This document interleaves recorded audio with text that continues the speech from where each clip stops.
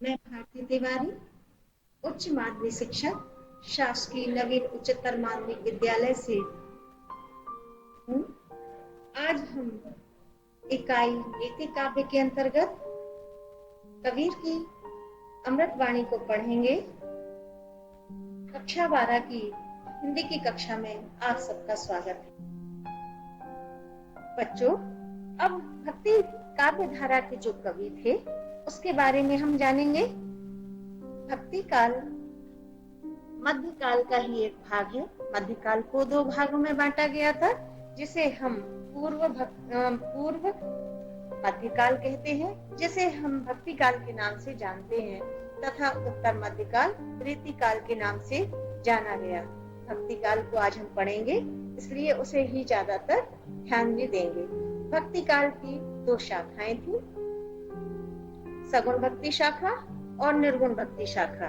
सगुण भक्ति शाखा के अंतर्गत दो उप शाखाएं भी थी, जिसे हम राम भक्ति शाखा और कृष्ण भक्ति शाखा के नाम से जानते हैं। राम भक्ति शाखा के प्रमुख कवि तुलसीदास है, जिन्होंने रामचरितमानस नामक महाकाव्य की रचना की है। कृष्ण भक्ति शाखा में सूरदास ने सूरसागर जिन्होंने रचना की है। निर्गुण भक्ति शाखा के अंतर्गत प्रेम मार्गी शाखा, जो कवि इनके हैं मलिक मोहम्मद जायसी, जिन्होंने पद्मावत महाकाव्य लिखा। बच्चों, एक बात और ध्यान में रखेंगे कि पद्मावत को आचार्य रामचंद्र शुक्ल ने प्रथम मौलिक महाकाव्य माना है। अब आता है ज्ञान मार्गी शाखा। ज्ञान मार्गी शाखा के प्रमुख कवि कबीरदास थे। बीजक इनकी रचना है। इसके अंतर्गत जो रचनाएं लिखी गई वो इसी के अंतर्गत संकलित की है। तो आज बच्चों हम कबीरदास के बारे में पढ़ रहे हैं। सबसे पहले हम उनका साहित्यिक परिचय को जानेंगे।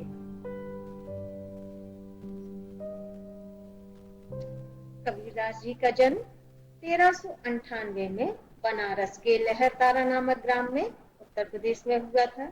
इनके गुरु का नाम रामानंद था। रामानंद जी से ही उन्हें राम नाम का गुरु मंत्र मिला। वही राम नाम का मंत्र वो निर्गुण ईश्वर या परम शक्ति के रूप में वो मानते रहे। इनकी मृत्यु सन 1518 ईस्वी में मगहर नामक स्थान पर हुई। बच्चों, कबीर नाम का जो आशय है, जो अर्थ है, उसका अर्थ होता है श्रेष्ठ, महान या भव्य होना। जैसा उनका नाम था वैसे ही वे बिरले व्यक्ति थे। रचनाएं। कबीर की रचनाओं के अंतर्गत नंबर 1 साखी।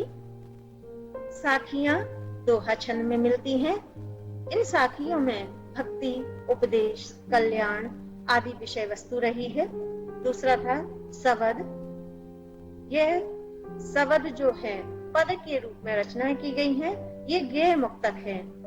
गंभीर और रहस्यवादी विचार इन्होंने दिए हैं। गेय मुक्तक का मतलब होता है हम जिसे गा सकते हैं। बच्चों, आपने एक भजन सुना होगा, उसकी दो पंक्ति में सुना देती हूँ। चदरिया झीनी रे झीनी, हे राम नाम रस भीनी, चदरिया झीनी रे झीनी। तो इस तरह से बच्चों इनके सभी पद के मुक्तक के अंतर्गत आते हैं। तीसरा है रमेनी। रमेनी चौपाई छंद में लिखी हुई है। इसमें दार्शनिकता और रहस्यवादिता की भावना दिखाई देती है। इस तरह से बच्चों साखी, सवद, रमेनी बीजक नामक पुस्तक में संकलित की गई।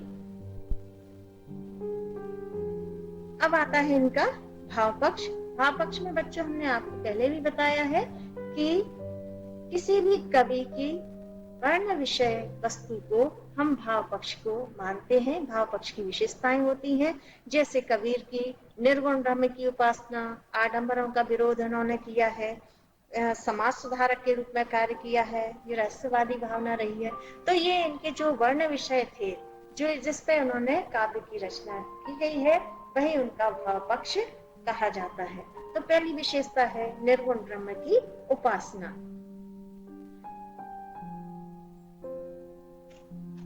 कबीरदास जी समाज सुधारक होने के साथ साथ संत कवि थे। उन्होंने निर्गुण निराकार ईश्वर की आराधना की है।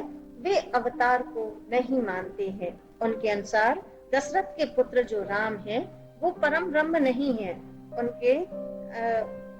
उन्हें हम महापुरुष तो कह सकते हैं, परम ईश्वर नहीं कह सकते हैं। उन्होंने लिखा है, दशरथ सुत तेहु लोक बखाना, राम नाम का भ्रम है आना। अर्थात लोग राम के नाम को ही भ्रम के रूप में देखते हैं। भ्रांतियां फैला रखी हैं कि दशरथ के पुत्र ही परम ब्रह्म है, जबकि सगुण उपासक ईश्वर के अवतारों को मानते थे। तुलसीदास जी ने दशरथ के पुत्र राम को ही परम ब्रह्म माना है।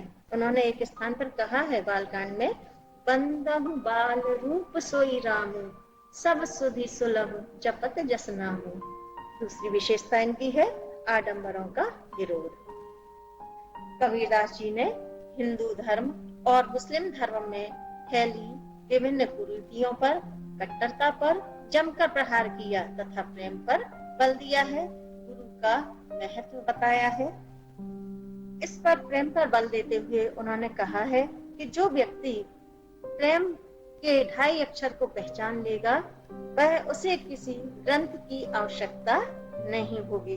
उन्होंने एक स्थान पर लिखा है, पोथी पढ़ पढ़ जग मुवा, पंडित भया न कोई, 2.5 अक्षर प्रेम का, पढ़े सो पंडित होए। इसी तरह से गुरु के महत्व को स्वीकार किया है और लिखते हैं, गुरु गोविंद दोनों खड़े, काके लागू पाए, बलिहारी गुरु आपकी, गोविंद दियो बताए। भाव पक्ष की अगली विशेषता है युग प्रवर्तक और समाज सुधारक। बच्चों, कबीरदास जी प्रथम समाज सुधारक, युग प्रवर्तक और समन्वयवादी कवि के रूप में जाने जाते हैं। जाति पात के भेदभाव, सगुण निर्गुण के बीच समन्वय स्थापित करने का उन्होंने प्रयास किया है, परंतु उनके विद्रोही स्वभाव और अक्खड़ भाषा को जनता समझ नहीं सकी। एक स्थान पर समन्वय करने का उन्होंने प्रयास किया है। उन्होंने एक स्थान पर बताया है, अगु नहीं सगु नहीं, नहीं कछु भेदा। उन्होंने समन्वय स्थापित करते हुए कहा कि सगुण और निर्गुण में कोई भेद नहीं है। मैं आपको एक बात और बताना चाहूंगी कि कबीर के बाद तुलसीदास जी भी समाज सुधारक और समन्वयवादी कवि थे। उन्होंने कहा है, अगुण सगुण दो ब्रह्म स्वरूपा, अकथ अगाधि अनादि अनूपा। दोनों ही कवियों में यह अंतर था कि कबीरदास जी ने काव्य में विद्रोह और तीखापन था, तो तुलसी का काव्य संपूर्ण रूप से मर्यादित था।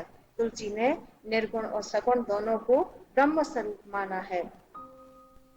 जो अकथ है, यानी जिसके बारे में हम कह नहीं सकते, जिसकी हम थाह नहीं ले सकते हैं, अगाध है। अनादि, जो आदि और अंत से परे है, जो अनुपम है। दोनों ही स्वरूप ईश्वर के तुल्य है। अगली विशेषता आती है रहस्यवादी भावना। कबीरदास जी प्रथम रहस्यवादी कवि के रूप में जाने जाते हैं। उनके राम परम ब्रह्म है, परमात्मा है। वह स्वयं को आत्मा के स्थान पर रखते हैं।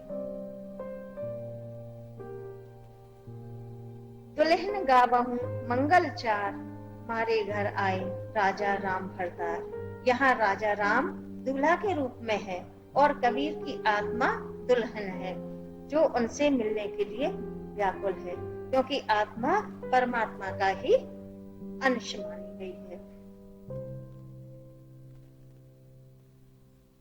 अब आते हैं बच्चों कला पक्ष पर।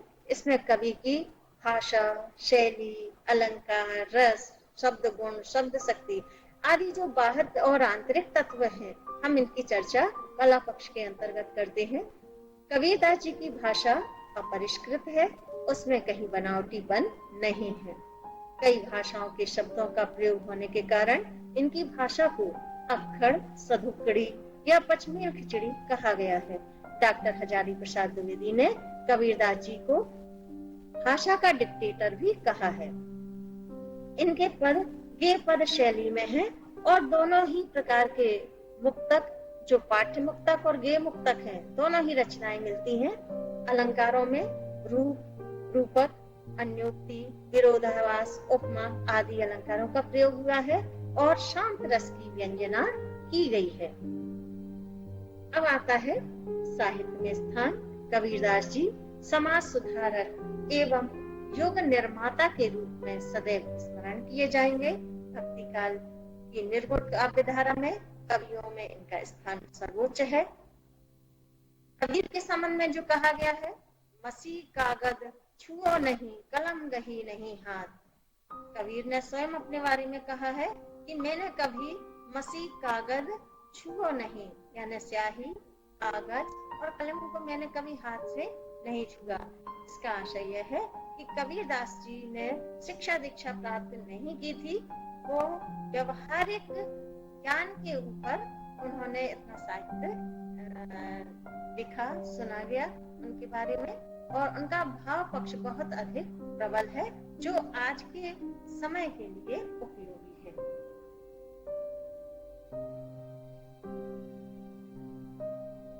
अब बच्चों, हम साहित्यिक परिचय के उपरांत पद की ओर आगे बढ़ेंगे। सबसे पहले जो साखियां दी गई हैं, जो हमारे अमृतवाणी के अंदर दोहे दिए गए हैं, उनमें का हम केंद्रीय भाव समझेंगे।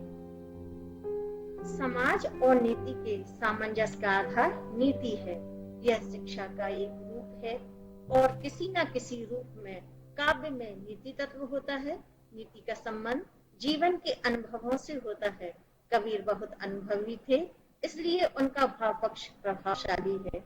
इसमें संगति, उपदेश, वाणी, विचार, विपर्य के लिए मुक्तकों का प्रयोग हुआ है। जीवन के अनुभवों से प्राप्त ज्ञान को कबीर ने नीति परक दोहों में व्यक्त किया है। सत्संगति की महिमा को स्पष्ट करते हुए शिक्षा विचार के महत्व को प्रतिपादित किया है। कुसंग से बचने का संकेत दिया है। वाणी के संयम को आवश्यक बताया है। पलटना है अनुभव संबंधी विचारों की प्रकट किया।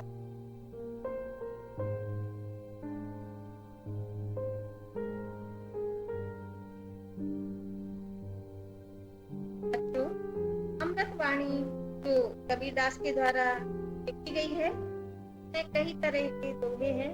संगति है, उपदेश है, विचार, वाणी और विपर्य या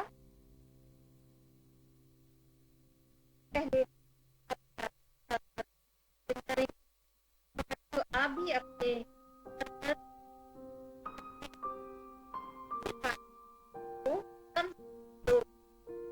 उच्चारण सहित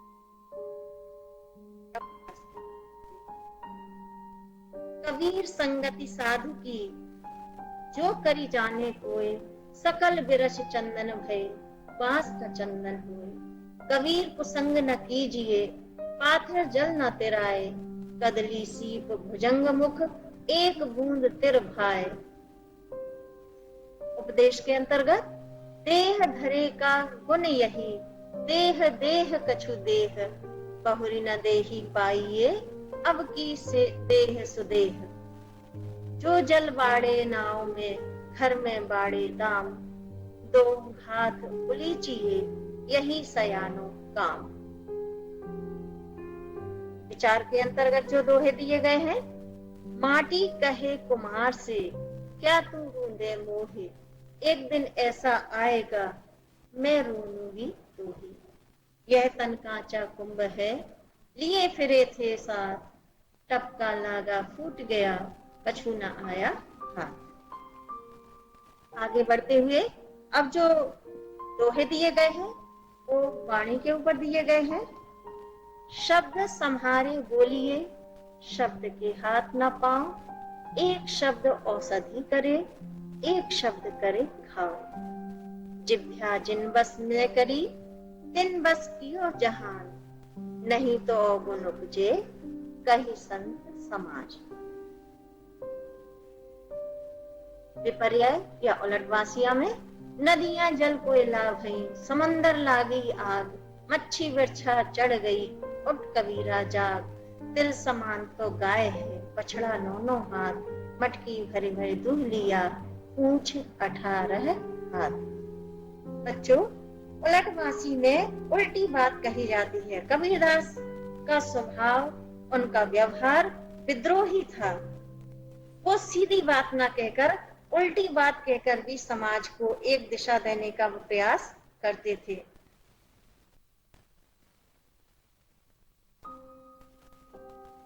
अब सबसे पहले हम भावार्थ समझेंगे। संगति के अंतर्गत बच्चे देखें किताब से, कबीरा संगत साधु की, जो करी जाने कोय, सकल विरस चंदन भय, बांस न चंदन होय। कबीर को संग न कीजिए, पाथर जल न तिराए, कदली सीप भुजंग मुख, एक बूंद तिर भाए।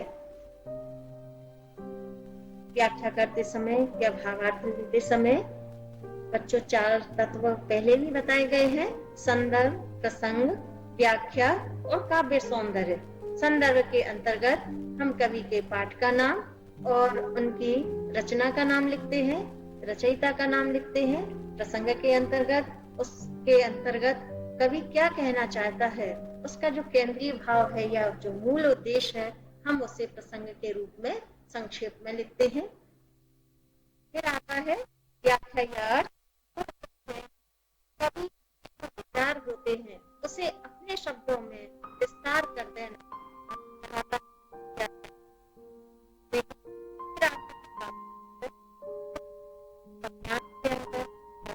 के अंदर इस तरह के काव्य तत्व पाए गए, इस तरह की शैली है,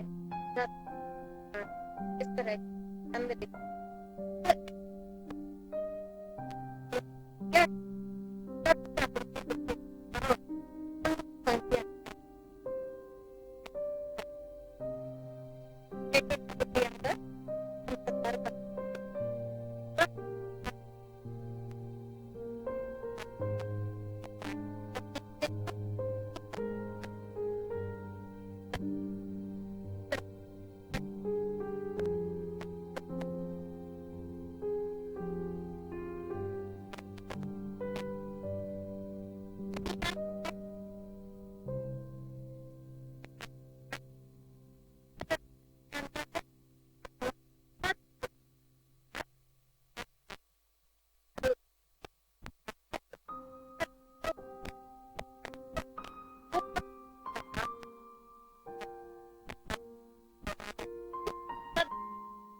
ग्रहण कर लेता है।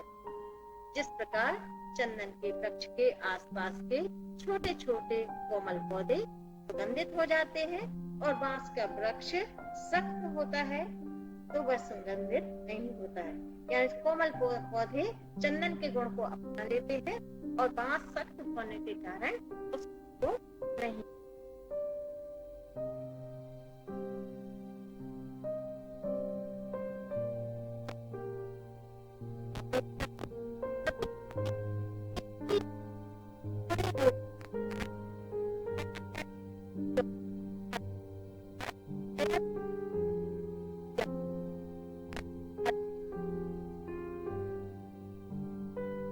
केला, सीप और सांप के मुंह में अलग अलग प्रभाव छोड़ती है। संगति के ही कारण यह बूंद केला और सांप के मुंह में जहर बन जाती है। अर्थात जिसकी संगति जैसी होती है वैसा ही प्रभाव उस पर पड़ता है। अब आता है काव्य सौंदर्य। संगति की महिमा को बताया गया है। दोनों ही दोहे में संगति की महिमा को महत्व दिया गया है। दोहा छंद का प्रयोग किया गया है। अनुप्रास और दृष्टांत अलंकारों का उपयोग हुआ है। तुलसी ने भी एक स्थान पर कहा है, बिनु सत्संग विवेक न होई। बिना सत्संग के हमें ज्ञान प्राप्त नहीं होता है। बच्चों, व्याख्या के क्षेत्र में आगे बढ़ते हुए दूसरा दिया है,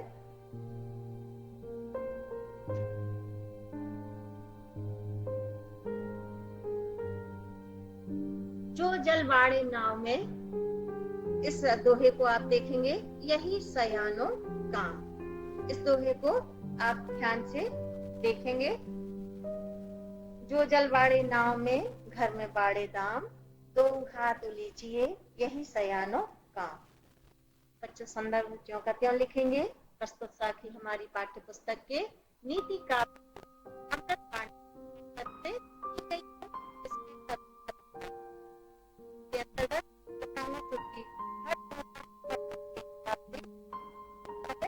तो यहाँ लिखेंगे, यहाँ व्यवहारिक के आधार पर बताया गया है संपत्ति का उदाहरण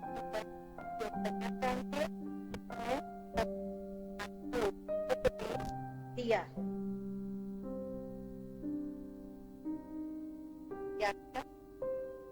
यदि नाव में पानी भर रहा हो तो घर में धन संपत्ति बढ़ रही हो, तो बुद्धिमान लोगों का कर्तव्य है कि वह दोनों हाथों से उलीचे, अर्थात नाव से पानी को बाहर निकालना चाहिए ताकि हम डूबे नहीं, और धन दौलत को उदार भाव से गरीबों को दान करना चाहिए, क्योंकि धन दौलत से भी हमारा इकट्ठा कर लेने से हमारा विनाश प्रारंभ हो जाता है। तो दोनों हाथों से नाव में भरे हुए पानी को और घर में भरी हुई दौलत को बाहर निकालना चाहिए। काव्य सौंदर्य में व्यवहारिक सत्य को उजागर किया गया है, सरल भाषा का प्रयोग किया गया है, विषय में गंभीरता है, अनुप्रास अलंकार है।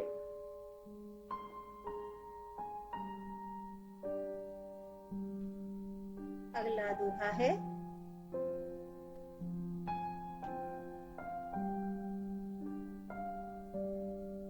माटी कहे कुमार से तू क्या रोंदे मोह, एक दिन ऐसा आएगा मैं रोंदूंगी रोही। संदर्भ, प्रस्तुत साखी हमारी पाठ्य पुस्तक के नीति काव्य पाठ के अमृतवाणी पुस्तक से ली गई है। इसके कवि कबीर दास जी हैं। बच्चों, आपने देखा होगा संदर्भ हम ज्यों का त्यों लिख रहे हैं। संदर्भ एक पाठ में एक ही तरह का होता है और प्रसंग में अंतर आ जाता है। प्रसंग में लिखेंगे, यहाँ कबीर ने सचेत किया है कि समय सभी का आता है, इसलिए किसी को भी कमजोर नहीं समझना चाहिए। इसमें संसार की नश्वरता को भी दर्शाया गया है।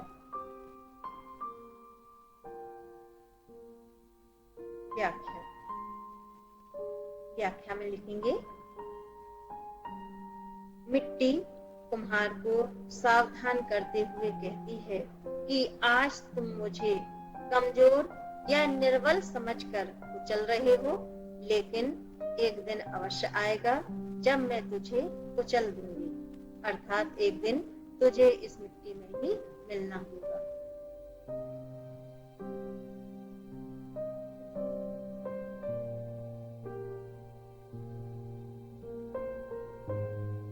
काव्य सौंदर्य में संसार की नश्वरता को बताया गया है, अनुप्रास अलंकार है, शांत रस है, बोलचाल की भाषा का प्रयोग किया गया है। दूसरा है, शब्द संहारे बोलिए, शब्द के हाथ न पाओ, एक शब्द औषधि करे, एक शब्द करे खाओ। बच्चों, संदर्भ ज्यों का त्यों है। पाठ्य पुस्तक का नाम नीति काव्य और उनके शीर्षक में कवि है कबीरदास जी। प्रसंग, यहाँ पर वह अपनी वाणी को संयम करने के लिए नियंत्रण रखने की आवश्यकता पर बल दिया गया है। कवि आगे बोलते हैं कि व्यक्ति को शब्दों को सोच समझकर बोलना चाहिए, क्योंकि उनके हाथ पैर नहीं होते हैं, लेकिन उसका प्रभाव बहुत अधिक होता है। जिस प्रकार मधुर वाणी में बोला गया शब्द औषधि का काम करता है और कटु भाषा में बोला गया शब्द गहरा आघात कर देता है।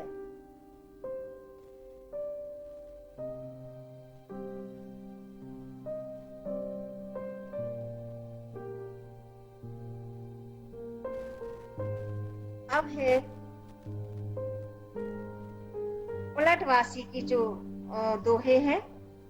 नदियां जल कोयला भई, समुंदर लागी आग, मच्छी बिरछा जल गई, उठ कबीरा जाग।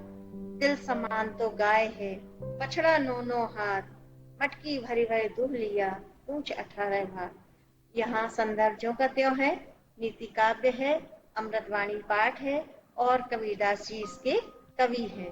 प्रसंग में कबीरदास जी ने यहाँ रहस्यवाद की ओर आकर्षित हो गए हैं और वे आत्मा और परमात्मा को जोड़ना चाहते हैं। कवि कहता है कि हे मानव तू अब जाग जा और हृदय में जीवन रूपी नदी सूख गई है। चूंकि यहाँ रहस्यवाद है और कबीरदास उल्टी बात कह के भी आगे बढ़ते हैं कि ज्ञान रूपी समुद्र में विषय वासनाओं की मोह माया रूपी आग लग गई है। नदियां जल कोयला भई, नदियां कभी जलती नहीं, पानी कभी जलता नहीं है, लेकिन कवि कह रहा है हृदय रूपी नदी में आग लगी हुई है और विषय वासना रूपी मोह की आग लगी हुई है। मछली रूपी आत्मा शरीर से निकल चुकी है। नदी में जो मछलियों का वास है वो क्या है, मनुष्य के हृदय में रही आत्मा की बात वो कर रहे हैं कि व्यक्ति का शरीर मृत हो जाता है, शरीर खत्म होता है और आत्मा निकल जाती है जो अजर है, अमर है।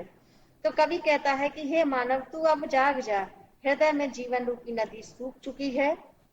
ज्ञान रूपी समुद्र में विषय वासनाओं रूपी मोह माया की आग लगी है। मछली रूपी आत्मा शरीर से निकल चुकी है।